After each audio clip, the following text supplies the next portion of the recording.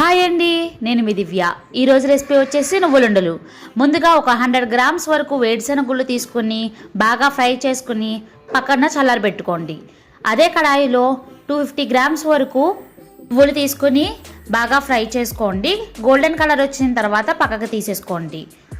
వేరొక పక్కన వెన్నపూసని కాసుకుని నెయ్యి పక్కన ఉంచుకోండి. మిక్సీ జార్ తీసుకుని దాంట్లోకి మనం వేగించి పెట్టుకున్న నువ్వులు వేసుకుని బాగా మెత్తగా ఇలాగా గ్రైండ్ చేసుకుని ఒక ప్లేట్లోకి తీసేసుకోండి. అదే మిక్సీ జార్లోకి మనం వేగించి పెట్టుకున్న వేరుశెనగుళ్ళు కూడా వేసుకుని గ్రైండ్ చేసుకుని వేసుకోండి. బెల్లం అనేది చిన్న ముక్కల్లాగా కొట్టుకుని మిక్సీ జార్లోకి వేసుకుని మెత్తగా పొడిలాగా గ్రైండ్ చేసుకుని ప్లేట్లోకి వేసేసుకోండి. మనం కాసి పెట్టుకున్న నెయ్యి 2 టేబుల్ స్పూన్ వరకు వేసుకుని మొత్తం అంతా కలిసేలాగా కలుపుకొని నేను చూపిస్తున్న విధంగా ఉండలు చుట్టుకొని టేస్ట్ చేయండి.